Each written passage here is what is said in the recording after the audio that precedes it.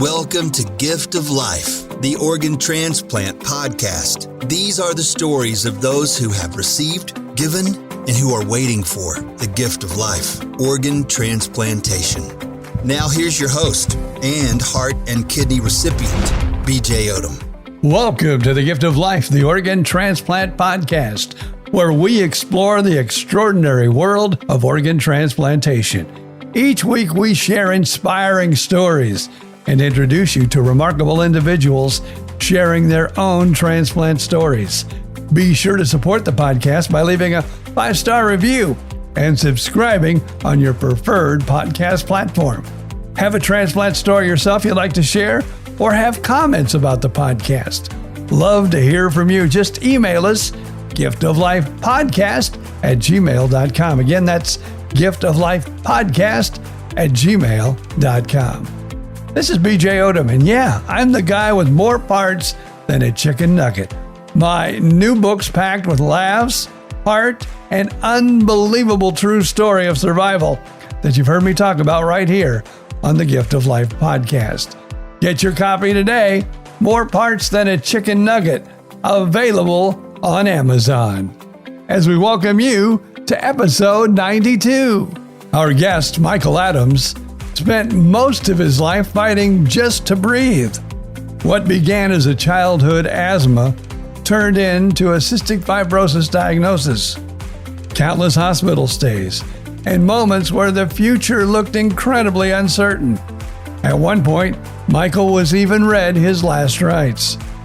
But because of the miracle of organ donation, Michael received a double lung transplant.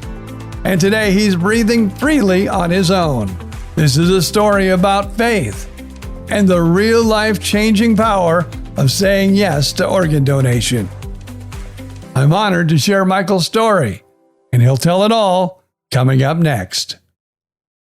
Michael, I want to welcome you so much to the podcast, and as always, we like to ask people to tell us just a little bit about themselves. Well, my name is Michael Adams. I was born with cystic fibrosis, and that is the reason why I had to have a double lung transplant. All right. Well, how old were you, Michael, when you got your transplant? I was 39 years old.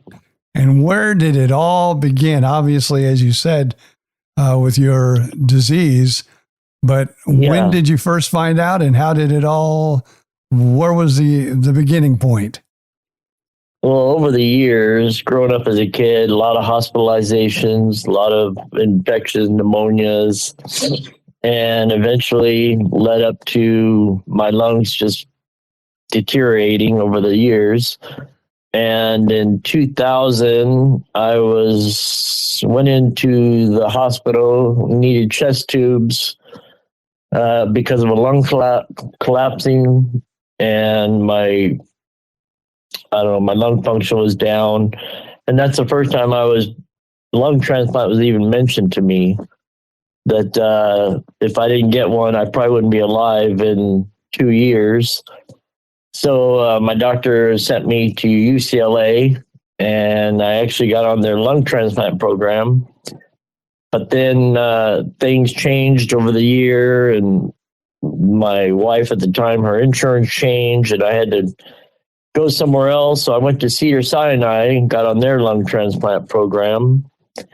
And then in 2002, it was Thanksgiving night, 2002.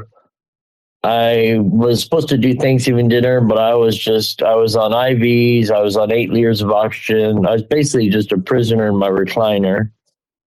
And we decided to go to the ER because I wasn't doing well at all. Went to the ER, and the doctors there basically said that because I was on the transplant wait list, I had already been on the wait list for the past 2 years. And they said there wasn't a lot they could do for me, and just go home and wait for the call. I mean, they gave me some meds there to make me feel a little better, but it really didn't do a lot. So I called my pulmonologist at Tarzana Medical Center and told him what was going on. And he said, get here quick to the ER. So threw my oxygen tanks in the car. We drove to Tarzana Medical Center. And when we got there, my lung function was like 17% lung function. I was gasping for air. They put me on a BiPAP machine and then threw me in the ICU, intensive care unit. And I spent a week there. On December the 5th, we actually had the our pastor come and read me my last rites. And the very next morning, I was waking up to a nurse bringing me the phone, and she put the phone in my ear, and it was my doctor saying a pair of lungs have been found for me. And an ambulance was coming to transfer me over to Cedars-Sinai from Tarzana. So they got me to Cedars and started the process. And 10 o'clock that night, they started wheeling me down into the ER or operating room. And I just remember the surgeon answering the phone and saying the lungs are good, it's a go. And then he told me, they put me to sleep. Before he put me to sleep, said I was going to wake up with new lungs in my chest. And so the very next morning, 10 hours later, I woke up on the ventilator, spent 3 days on the vent. And when they removed me from the vent, that was the first time I actually realized that things were different, that I had new lungs, because I was laying flat on my back, which I never could do in the past, because if I laid flat on my back, I'd be gasping for air and coughing, choking. But there I was laying flat on my back, and I wasn't gasping for air. So that's what told me that things are better now, that I have new lungs. So I spent the next couple weeks in the hospital recover, and then went home with my new lungs. And life had changed a lot. I went from 17% lung function to about 89% lung function, and got that up to about 99% lung function. And life's been better ever since. And what year was that? You got the lungs? That was 2002, December 6th. Okay, so you're like 24 years out now? I just celebrated 23 years. Ah, that's amazing. Congratulations to you. Yeah. And at the time of my transplant, the survival rate living past 5 years post double lung transplant was like 32% survival. So, but at the time, and I knew that, but at the time, you don't care about statistics when you're dying. And the very last thing I had said to my transplant surgeon at Cedars when I first met him was, if you give me just one good year without cystic fibrosis lungs, I'll be a happy camper. So here I am celebrating 23 years later. Awesome. Now I know I've got a heart and a kidney, and as a lot of transplant patients, there's been highs and there's been lows. So how has those 23 years went for you? It's been great. I mean, I've had to deal with skin cancers. I lost half my bottom lip to skin cancer. I've had numerous Mohs surgeries for skin cancers, being immunosuppressed. But I tell you, it's a small price to pay in my eyes, compared to how life was before my transplant. How did you feel? Can't breathe. Well, when you can't breathe, it's the worst. As when you're drowning in with CF, we have a lot of mucus. Our bodies produce a lot of mucus, and sometimes it's like you're drowning in it, trying to breathe. And that's how life was before. And so, getting some skin cut off of me, or it's nothing compared to life for transplant. Awesome. Now, when did you first realize the CF was in your life, or how young were you, or was this something you were born with? Well, yeah, I was born with it, but I wasn't diagnosed till I was 19, actually, which is very late to be diagnosed with CF. But this was back in the 60s.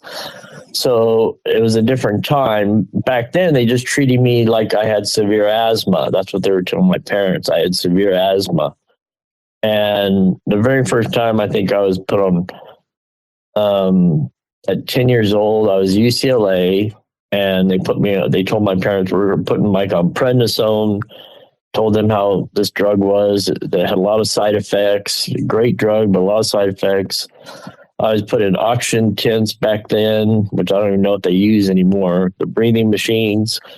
So really, my lungs started really being affected, I would say, at the age of 9 or 10. And we lived in LA, and the doctors actually back then told my parents, Mike you should move to a dry climate. So we moved to Palm Springs for the dry climate. And that's why we moved there. It was supposedly better for my health, but I don't know if it was a lot better for my health or not. Now, I know as a child, I had heart problems from birth. So things were hard for me. Didn't get to play a lot of sports and things like that. But to me, it was my normal. So it really didn't bother me a whole lot, but I knew I couldn't run like all the other kids, couldn't do a lot of the things the other kids did. How was that for you? Well, that's a great question because, I never wanted to be the sick kid. So I always tried to do everything that all my cousins or all my friends were doing. I was always outside wanting to play. I wanted to play football, wanted to play freeze tag, hide and seek, all that stuff outside. Back then, we never stayed inside.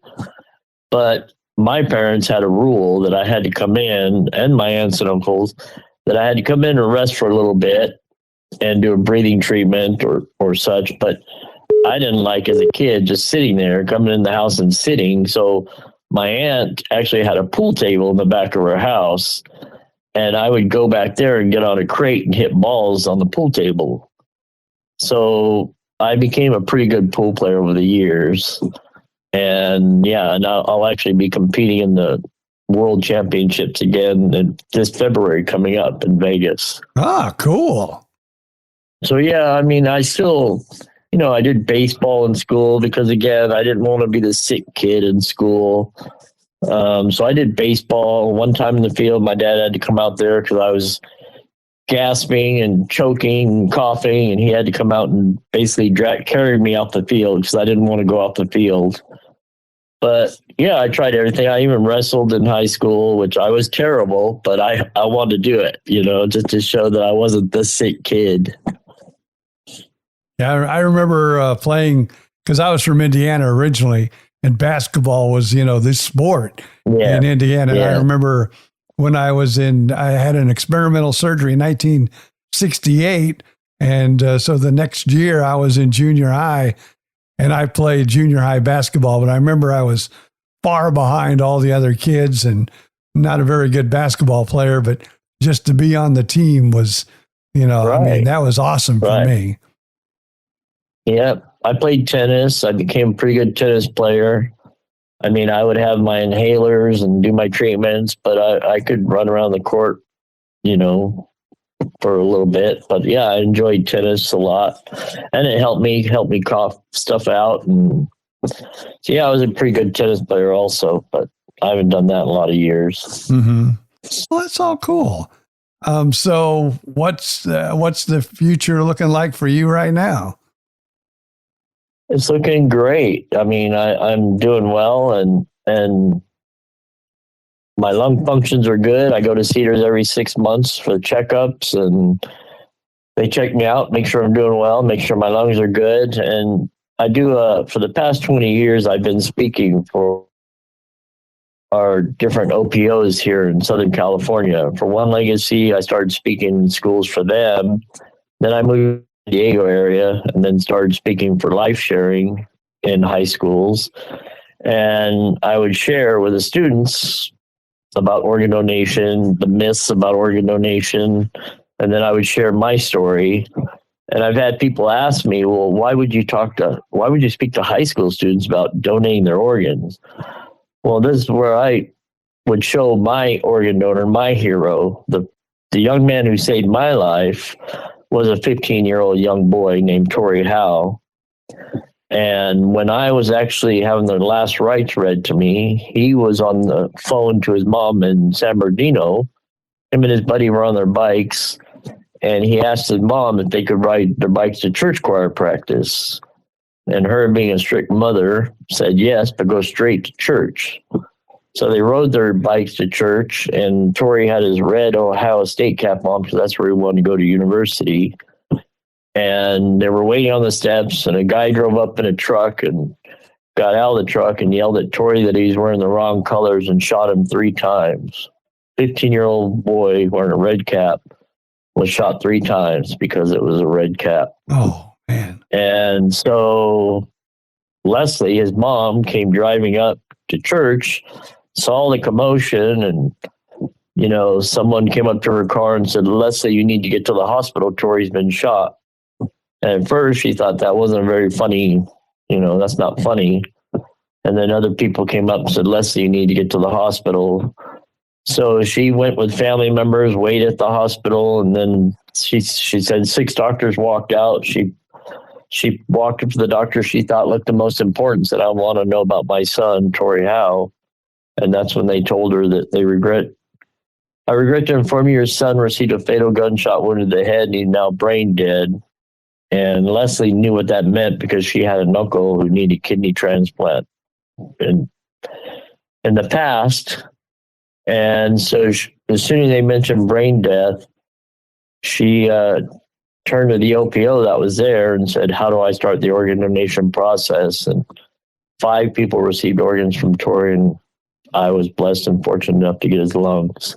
Now, how has that process been for you? Because I know a lot of people will write the thank you letters, and some will get to know their donor families, and some will not. So it sounds like you have become pretty close with your donor family then. Yes. I've been very fortunate. So I wrote my thank you letter, I think a few months after my transplant. It wasn't easy. You know, it's one of the hardest. How do you say thank you for this kind of gift? But I think I spent all night writing it. And I think at one point I'd said thank you about 1,000 times on the paper and thought she's going to think I'm crazy or they're going to think I'm crazy. So finally, I just basically wrote down how life was before transplant, how life has been since, and said thank you and sent it off. And it was about probably 4 months later that I finally got a reply back. And she was an awesome woman, just telling me about how her son was, that he loved to sing in church. He was a good young man. And so we both kept communication going back and forth until we finally said we wanted to meet. So One Legacy set up the meeting, and our first meeting was amazing. I met the whole family during their family reunion. But they didn't just throw me in a family reunion. Her and I met in a room. I had my wife and my mother with me, and she had Torrey's grandmother with her. And it was great. And I couldn't ask for a better family. A lot of police force, and the Uncle Bill, who was a patriarch of the family, was a police captain. And they just made me feel like a part of the family from the very beginning. And then I was told that they had actually added me to their family tree. And Leslie and I became very close. She, like you've seen, I think others, the first time we met with the newspapers, she just wanted to put her hand on my chest to feel me take a breath with Torrey's lungs. She went to Vegas to watch me shoot pool. She watched me play tennis. Just had a great bond. And then sadly, Leslie passed away a few years ago from kidney disease. And she wasn't able to get a transplant. Mm-hmm. Well, because I've heard... We're very close. I'm still... Sorry. I was just going to say, I've heard so many stories of folks who have met their donor families, and they just intertwine, like you said, almost family, and they grow a relationship that's like no other. Yeah, I'm very close with the Howe family. They're amazing people, and accepted me, yeah, right off the bat, like I was family. I didn't know what to expect. But yeah, it's been amazing. They're just amazing people. It just worked out great. Were you a little nervous at first, or in that first meeting? I was nervous. Yeah, very nervous. It was funny because they're black family, and I'm Caucasian white. And I remember when I went to the family reunion, sat down next to Leslie's brother, they were joking how they were going to kind of kid around with me and talk about just different things. And they were just, the first thing that Uncle Bill, the patriarch of the family, said was, we're like the Rainbow Coalition. We've got all races in our family, and don't feel uncomfortable. And I never felt uncomfortable. They were just amazing people. Awesome. And you're feeling good now. And so when you go out and you do these talks, you kind of tell your story, and then basically, how do the kids respond? Because you say you go to a lot of high schools. How do they respond to your story and your plea? Yeah, I have a PowerPoint presentation where I explain, some of the process of organ donation, dispel some of the myths that are out there. And then I do share my story, and then I take questions. And a lot of times, one of the big questions I get was, well, if I put the pink dot on my driver's license, won't they just let me die so they can take my organs? So I explain why that doesn't happen, that we have safeguards against that happening. And I always get a great response. I always get great questions. I've had letters from teachers who will send me thank you letters from the students, and that means more to me than anything, is when I get these letters from the students saying, thank you so much for sharing your story. I didn't know what to think. I went home and spoke with my parents, and I want to now become a registered organ donor. I mean, that makes me feel like just like I was paid $1,000. Now, it's great. In talking to these high schoolers, did you ever have like a moment that was just so special to you, or something that grabbed your heart so much? Yes. I've had students. Because again, I didn't know as a kid that I had CF. I had asthma, and I didn't like being the sick kid with just asthma. But I've had students in the past where after my talk was over, I had a young lady come up to me and tell me that she has cystic fibrosis, and she wanted to give me a hug because I gave her hope that she can have a good long future, that she wasn't expecting to have, because, when I was a kid, the statistics when I was 19, statistics for living even past your teens with CF was very rare, because it was known as a childhood disease. You didn't live in your adulthood. So when I found out at 19 and I had CF, I felt I was pretty lucky that I made it to 19. Mm-hmm. So yeah, when this young lady came up to me and she was in tears, and she just said, I want to thank you so much, because now I feel like I have a future and I have a chance. And that just made me feel, it was tough. Sounds like an awesome experience. Yeah, I've had a few moments like that with students I had a student one time who, because you can actually register in California, you can register on your phone, takes a few minutes. And I had a student in the class, as soon as I finished my talk, raised his hand and said, I want you to know I just registered to become an organ donor. And it was just an amazing feeling, So what would you tell the people that are listening today if maybe they're on the fence about being an organ donor, or after hearing your story, like some of the high school kids, they've decided that now they want to be an organ donor? What would you tell those people? That, organ donation works. It's helped save lives. I have a friend who's a pool player. She's an amazing pool player. And years ago, when she found out my story, I got a call from her one day saying, you know, Mike, you've